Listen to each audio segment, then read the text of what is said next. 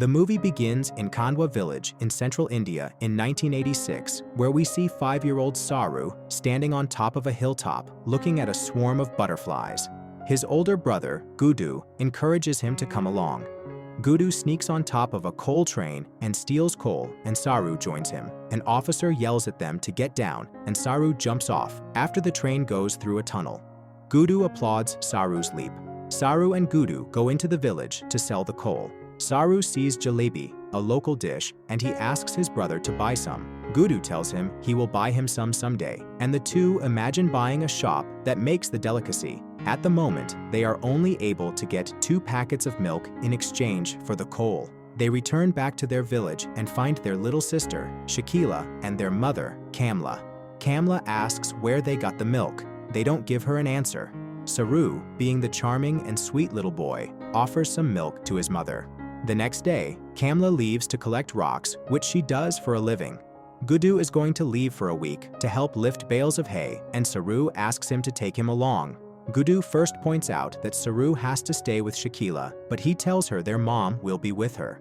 He then tells Saroo it's too heavy for him to lift bales of hay, so Saroo goes outside and lifts various objects, including his bike, to prove that he is strong enough. Gudu finally agrees to let Saroo come along. They walk amongst the train tracks to the next city. They get to the nearby train station late at night, which becomes vacant after the last train of the night arrives. Saroo says he's tired and wants to sleep, so he lays down on a bench. Gudu comments that Saroo is too young to be able to endure night work and he shouldn't have brought him. He tells Saroo he's going to check on the worksite and says he'll be back for him. Gudu steps down into the empty train tracks with a giant water tower in the distance, while Saroo goes back to sleep. When he wakes up, his brother isn't there. Saroo walks the train yard calling out for his brother. He looks around a train. The next morning, we see Saroo has crawled onto the train and fallen asleep. It barrels through India. He calls out for Gudu, assuming he must be on the train, but no one is there with him. Saroo quickly learns there are bars on the window and no way to exit in the compartment he's in. The train passes through a city and he screams at someone to help him get out. An Indian child just stares at him, unmoving. An announcement is made at train stations that the train is out of operation and not carrying passengers, so the train will not stop. When the train finally does stop, it's in Calcutta, 1,600 kilometers away from Saroo's home. Saroo is swarmed by people boarding the train as he steps off and calls out for his brother. He waits in line to speak to the sales agents at the ticket booths, telling them he is trying to get back to Ganeshtale. They don't know where that is, and they only speak Bengali, so Saroo is pushed out of line by the other passengers. Now stranded in Calcutta, Saroo tries to sleep in the train station tunnel with some other homeless children. But in the middle of the night, officers come and chase them. Only Saroo escapes because he's small enough to fit through a gap in the gate. He wanders through the city alone with a piece of cardboard to sleep on. A woman named Noor sees him and quickly learns he doesn't speak Bengali, but Hindi, which she speaks. She takes him to her home and gives him some food and some soda, which he's seemingly never had before.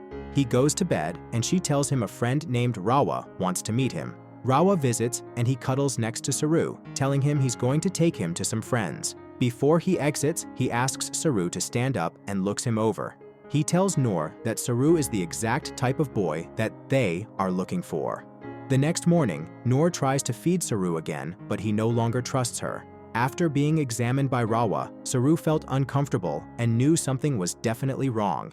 He trusts his instincts and runs out of her home before Rawa can return to claim him. Saroo continues to wander the streets of Calcutta. He finds a large spoon in a pile of debris and keeps it. Saroo sits across from a cafe where a man can be seen through the window, eating soup. Saroo copies his mannerisms, which amuses the man, who goes outside and approaches Saroo. The young man from the restaurant takes Saroo to the police and tells them about his situation. In the next scene, Saroo is being questioned by the police. They ask if Saroo knows the name of his village, but they don't recognize the name Ganeshtale. They ask if he knows the name of his mother, and he says her name is Mum.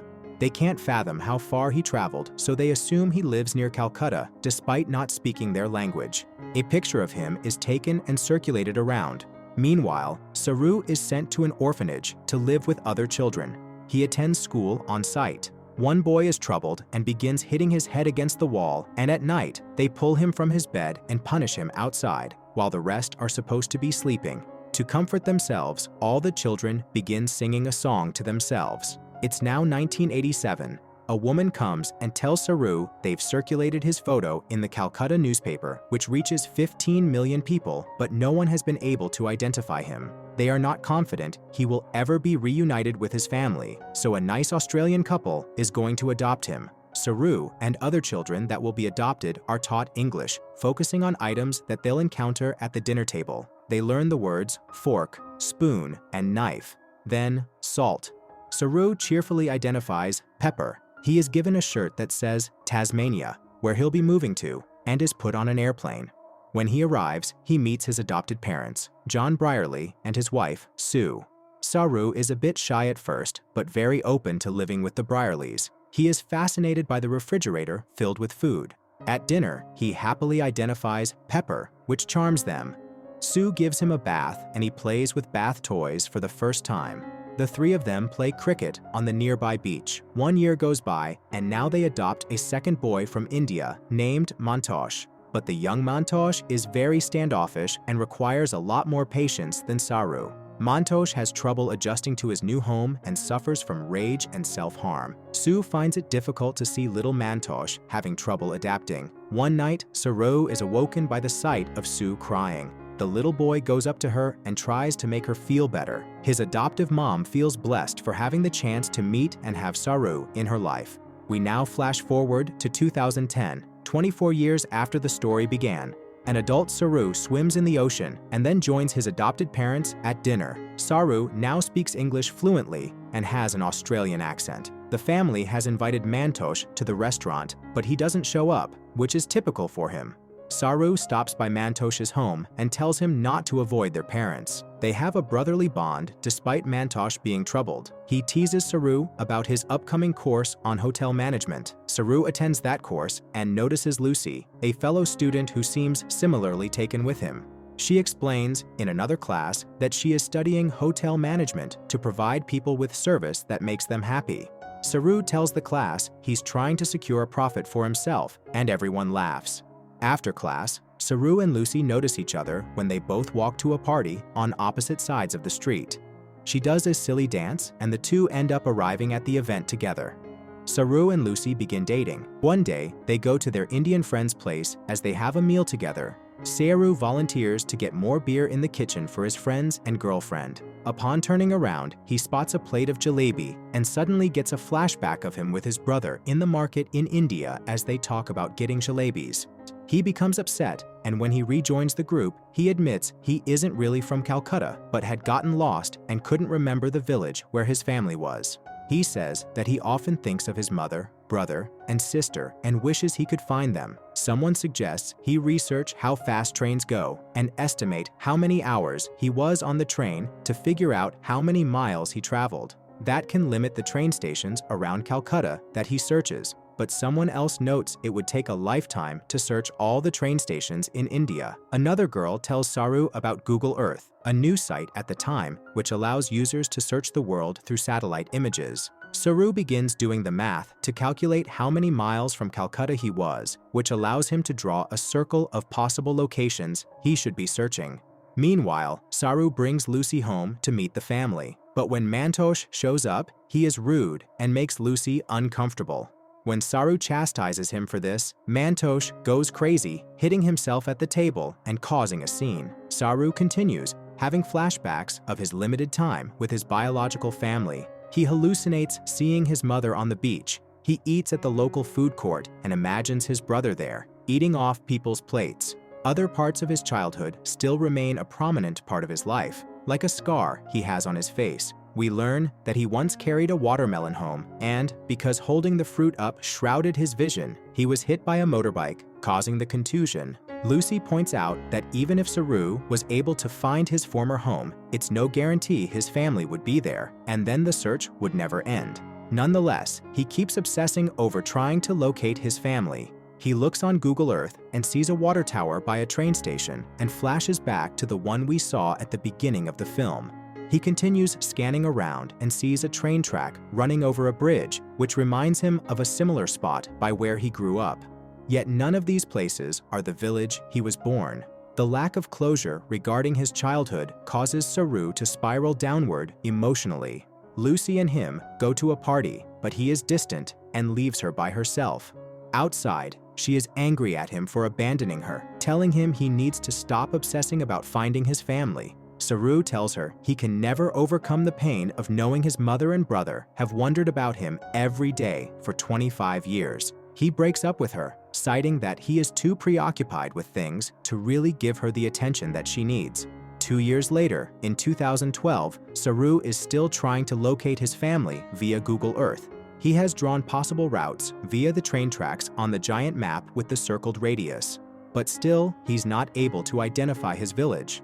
John, Saroo's adopted father, comes knocking on his door, but he doesn't answer. John shouts that he knows Saroo has dropped out of school and just wants him to talk to Sue and him, but Saroo remains shut off and doesn't reply.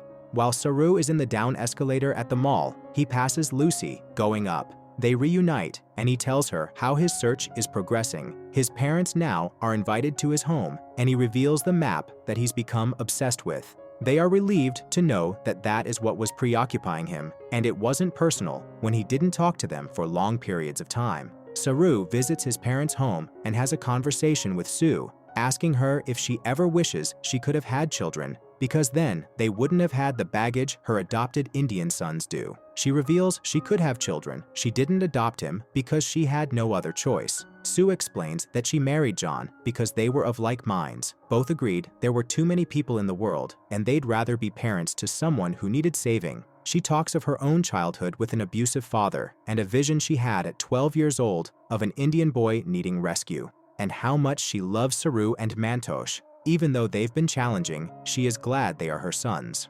One night, Saroo is on Google Earth looking at all the places inside the giant circle he's pinpointed as his possible village. He then starts spanning outside of the circle, where he had never observed before, and discovers a hillside which he flashes back to as having stood on, watching butterflies. He scans across the map and sees a river that he used to swim in. Then, he sees the train station with a water tower behind it. This leads him to the village that he used to run home to every night. It's a suburb called Ganesh Talai. He was mispronouncing it as a child, calling it Ganesh Talai, but it confirms that he's found the right spot. Saroo gets excited and tells Lucy that he's found his home. Saroo travels to Ganesh Talai in hopes of finding his mother, sister, and brother, even though it's been 25 years since he knows they last resided there. Now a full-grown man, he travels down the same pathways that he used to as a kid until he gets to the Ganesh Talai village. He makes his way to where he used to live and sees it's now used as a pen for goats. He bangs on the wall, having a panic attack. A woman that resides there tries to talk to him, but now he can't speak Hindi, only English. Saroo shows her the picture of himself as a child that was taken by the police in Calcutta, a man that is multilingual approaches, and Saroo tells him he is looking for his mom and his siblings, Gudu and Shakila. The man's eyes widen and he begins to walk away. Saroo watches him go, and then the man calls for Saroo to follow him. The two make their way through the village until they stumble upon a group of women walking home. One of them is an older woman that is clearly his mother. He shows her the picture. She recognizes him as her son. They hug each other and cry. He is introduced to the now-grown Shakila. Saroo's mom says she always held hope that he was alive. Saroo asks where Gudu is, but everyone becomes somber. He is told Gudu is with God. We then find out that Saroo's mother remained in the village so that he could find her again one day. Gudu died in 1986 when he left Saroo and walked on the train tracks. He was hit by a train the very day he left Saroo, hence why he never returned to claim Saroo. He also learned he had been mispronouncing his name his whole life. His name is actually Sheru, which means lion.